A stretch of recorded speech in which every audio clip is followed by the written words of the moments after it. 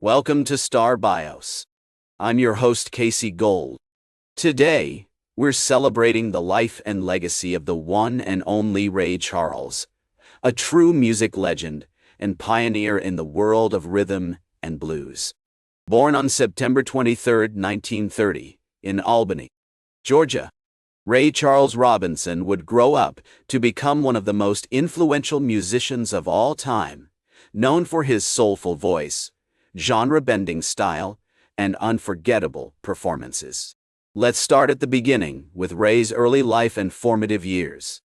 Born to Aretha Robinson and Bailey Robinson, Ray was the son of a sharecropper and a laborer who worked tirelessly to provide for their family. The Robinsons lived in a small rural community in Albany, Georgia, where music played a central role in everyday life. From gospel hymns sung in church to blues and folk songs performed on the porch, music was an integral part of Ray's upbringing. As a young boy, Ray suffered from glaucoma, which would eventually leave him completely blind by the age of 7. Despite this disability, Ray's parents encouraged his love of music, recognizing the joy it brought him and the potential it held for his future.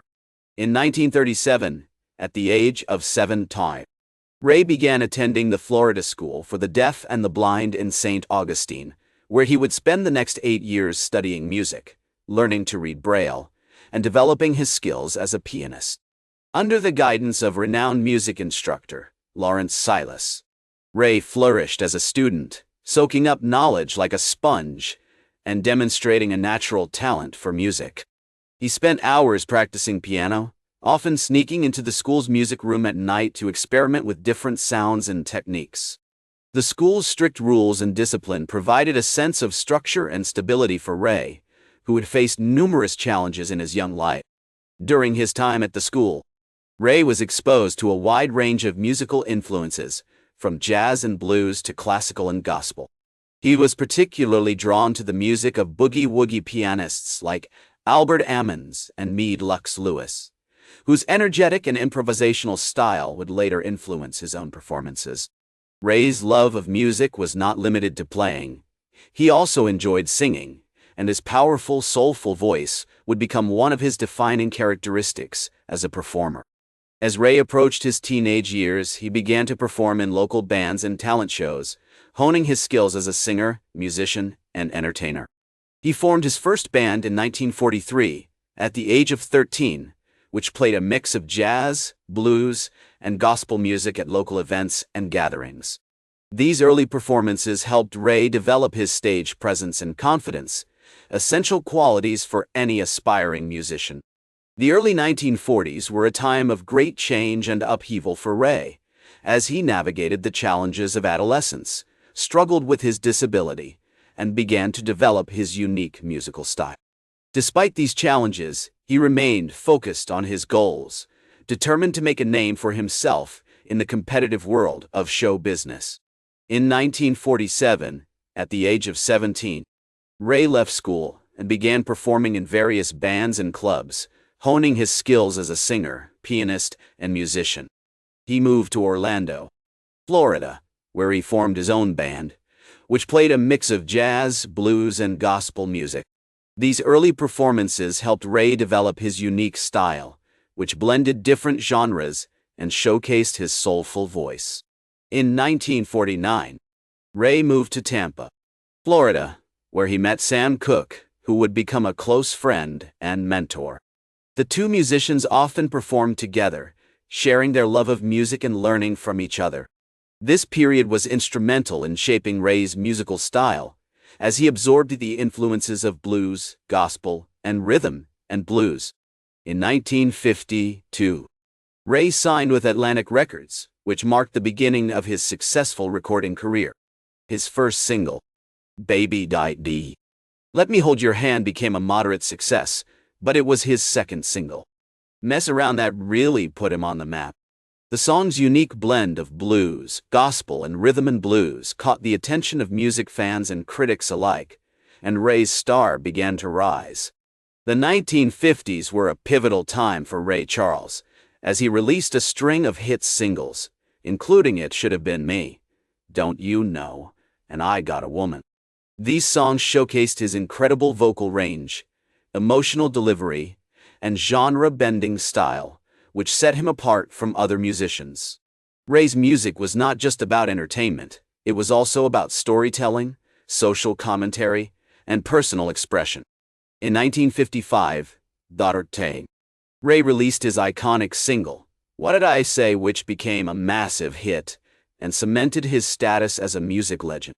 The song's innovative use of call and response, gospel-inspired vocals, and driving rhythm section created a new sound that captivated audiences and influenced generations of musicians to come. As Ray's fame grew, so did his live performances, which became legendary for their energy, passion, and unpredictability. He toured extensively, performing with his band, the Raelettes, and wowing audiences with his soulful voice, masterful piano playing, and charismatic stage presence. Despite his success, Ray faced numerous challenges, including racism, segregation, and personal struggles. However, he persevered, using his music as a powerful tool for social commentary and self-expression. His songs addressed issues like love, heartache, and social justice, resonating with listeners from all walks of life. The late 1950s and early 1960s were a time of great creativity and innovation for Ray Charles, as he continued to push the boundaries of his music and explore new sounds. He released classic albums like The Genius of Ray Charles and Ray Charles in Person, which showcased his incredible range and versatility as a musician. The 1960s were a time of great change and upheaval for Ray Charles, both personally and professionally. He continued to tour and record, releasing classic albums like Genius, Sings the Blues, and Ray Charles Live in Concert. However, he also struggled with heroin addiction, which began to take a toll on his health and relationships.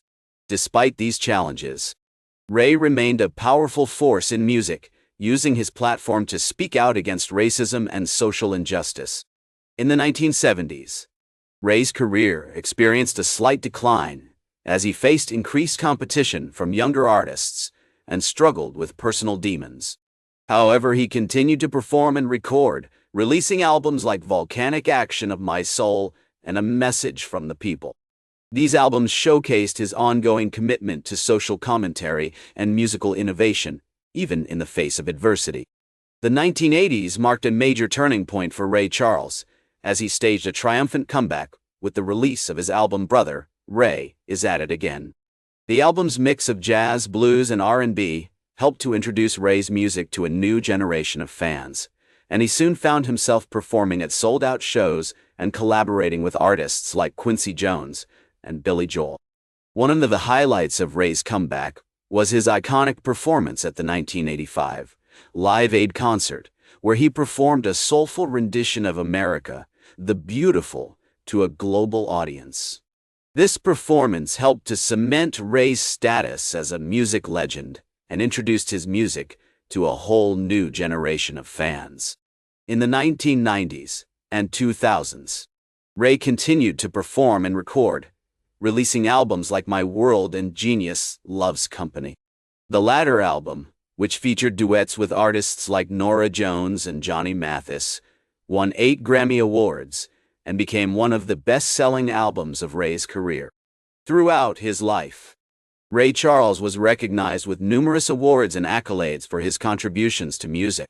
He was inducted into the Rock and Roll Hall of Fame, the Blues Foundation's Hall of Fame, and the Jazz Hall of Fame, among others.